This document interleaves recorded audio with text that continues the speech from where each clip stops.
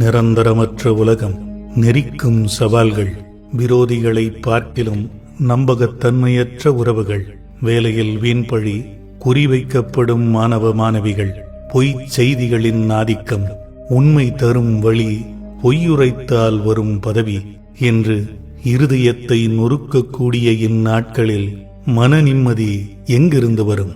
சிந்தியுங்கள்.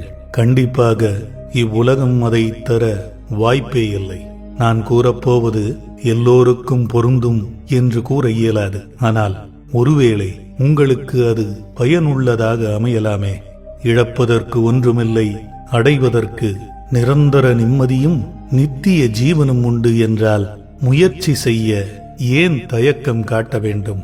இந்த தொடர் நமது அன்றாட வாழ்க்கையை நேரடியாக பாதிக்கும் பல்வேறு காரியங்களுக்கு பரிசுத்த வேதாகம இறை வார்த்தையை நேரடியாக உங்கள் மனச் செவிகளுக்கு கொண்டு வந்து சேர்க்கும்.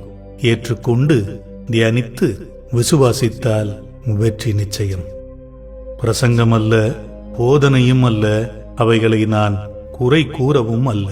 இது வார்த்தையும் நீங்களும், அல்லது வார்த்தையானவரும் நீங்களும் சில நாட்களாவது திரும்ப திரும்ப செவி கொடுங்கள். பின்பு உங்கள் சாட்சியை என்னோடும் எல்லோரோடும் பகிருங்கள். இவ்வார்த்தைகள் உங்கள் உறவுகளுக்கும் கட்டாயம் தேவைப்படும். அதனால் பகிர மறந்து விடாதீர்கள். ஒரு சிறிய மாதிரியை இப்பொழுது உங்களோடு பகிர்ந்து கொள்கிறேன். முழு காணொலியோடு அடுத்த பதிவில் சந்திக்கலாம். கர்த்தராகிய இயேசு கிறிஸ்துவின் அன்பு உங்களோடு இருக்க மன்றாடுகிறேன். ஷலோம். God bless you.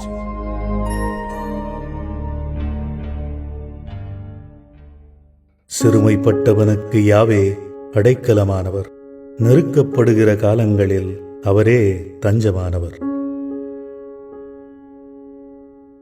நீதிமான்கள் கூப்பிடும்போது யாவே கேட்டு அவர்களுடைய எல்லா உபத்திரவத்திற்கும் நீங்களாக்கி விடுகிறார்.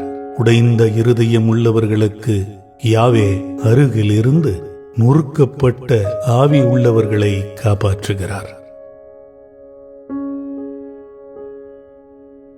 என் ஆத்துமாவே, நீ ஏன் கலங்குகிறாய்? ஏன் எனக்குள் கவலைப்படுகிறாய்?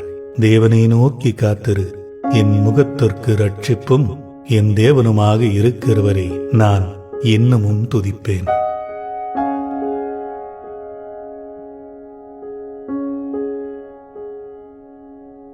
யாவே, சீக்கிரமாக எனக்கு செவிகொடும்.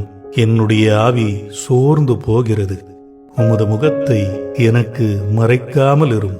அதிகாலையில் உமது கிருபை கேட்கச் செய்யும். உம்மை நம்பியிருக்கிறேன்.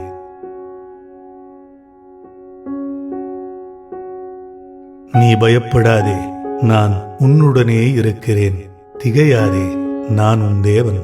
நான் உன்னை பலப்படுத்தி உனக்கு சகாயம் செய்வேன். என் நீதியின் வலதுகரத்தினால் உன்னை தாங்குவேன்.